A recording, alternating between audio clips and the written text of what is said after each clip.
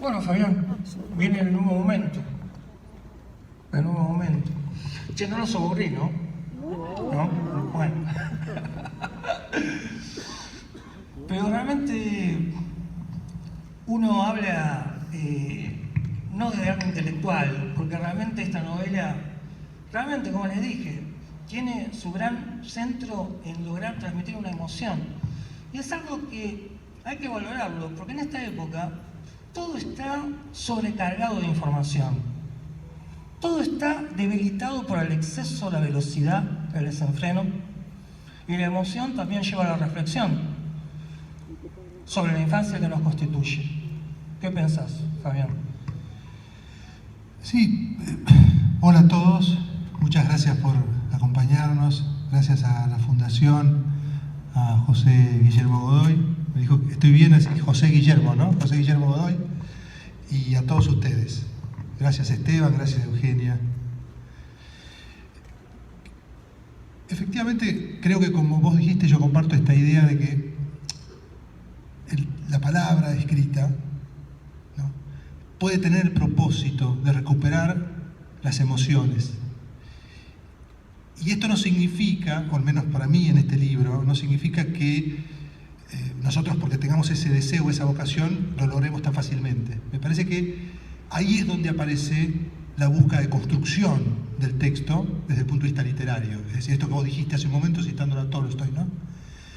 ¿Cómo entonces, si nosotros vivimos con las emociones, si nosotros estamos atravesados por las emociones, cómo podemos hacer para convertir esa experiencia que forma parte de nuestra vida y a cada momento, para que esa experiencia se convierta en un texto literario? Esa fue una de las preguntas que tuve cuando empecé a escribir el libro. Por supuesto que empecé con algunos autores que fueron una referencia ineludible. En realidad hay un autor que es Richard Ford, el escritor norteamericano, con el que además hablé del libro, de este libro, porque le había hecho una entrevista justamente y después hablamos de este libro que se lo mandé.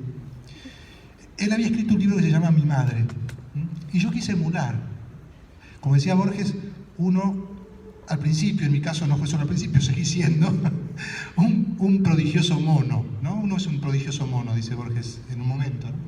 Bueno, yo, siguiendo esa actitud del prodigioso mono, quise emular el gesto de Richard Ford y escribir un libro que tuviera como asunto esto que vos decías, la infancia, pero no solo mi infancia, sino sobre todo la infancia de mi madre, y con esa infancia también una parte de la vida que desconozco.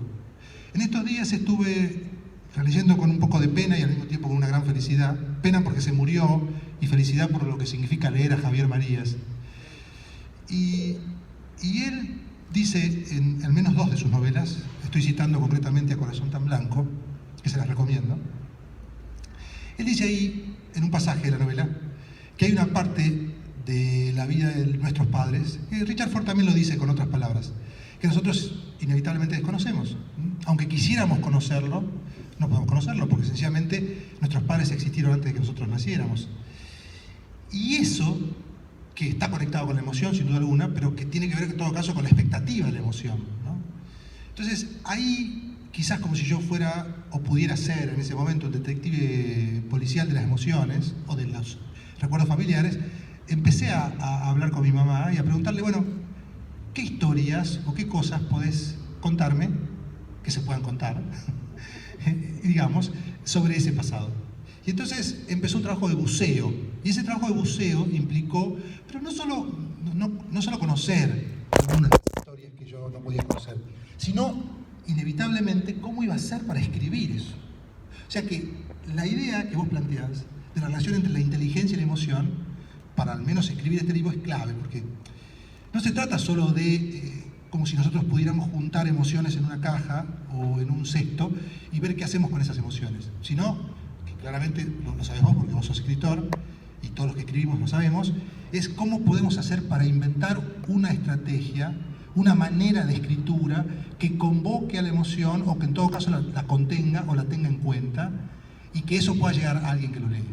Y ahí aparece una cuestión clave, que lo hablamos siempre en los talleres o en las clases que me tocó dar sobre escritura, que es la cuestión de la economía. Ustedes dirán, pero ¿cómo? ¿Qué tiene que ver la economía con la literatura? Y tiene mucho que ver, porque en realidad lo que nosotros tenemos que hacer siempre que, o por lo menos lo que hago yo y lo que recomiendo que se haga, es administrar. Entonces, si la emoción aparece, que aparezca en todo caso en un momento en el que el texto está creciendo o que está armando una historia, y la emoción tiene que aparecer, por lo menos desde el punto de vista consciente de la escritura, como un efecto, como una posibilidad. Porque ya sabemos que si acumulamos emociones por acumular, eso puede ser agotador también, ¿no? Bueno, es interesante, porque sabes que si hablamos de esta cuestión de la inteligencia y la emoción, hay varias cosas que a uno se le ocurre, ¿no?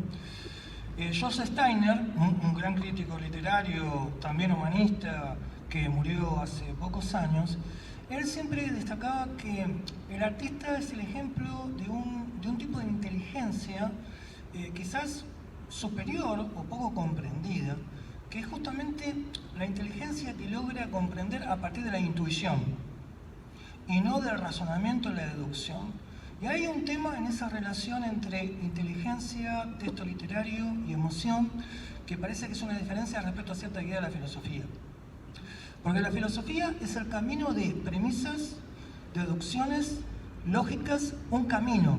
La intuición capta rápidamente algo porque intelige, se adentra en algo a partir de la intuición, que es algo, una comprensión inmediata. La comprensión inmediata de la intuición es un acto de emoción.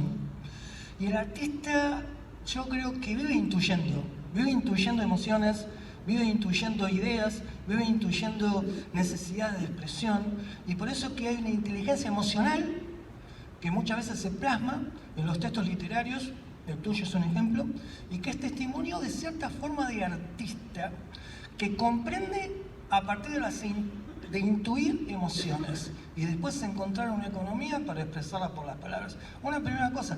Y la otra que también, ¿saben? Que me parece que es interesante también, porque hablamos de inteligencia emocional a través del texto de Fabián. Pero ¿saben que el tema de la inteligencia es un tema que no es tan claro? Porque si hablamos de inteligencia emocional, es porque lo estamos diferenciando de un modelo tradicional de inteligencia, que pasa por la inteligencia asociada por el modelo de las matemáticas. Todos nos acordamos que siempre el más inteligente supuestamente es el que resuelve una ecuación más rápido en el pizarrón, ¿no?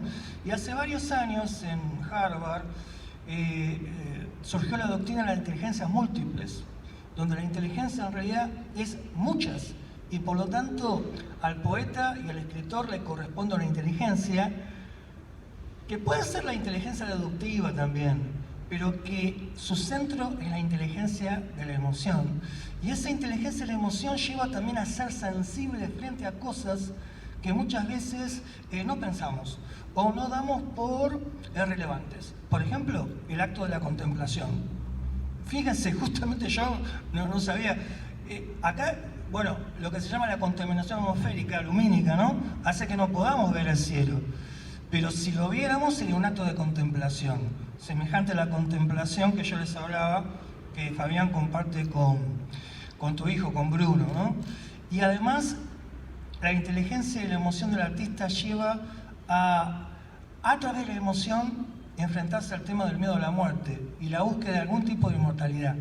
Y ahí esa inmortalidad que vos hablabas sobre Unamuno, y también me habías comentado otras cosas.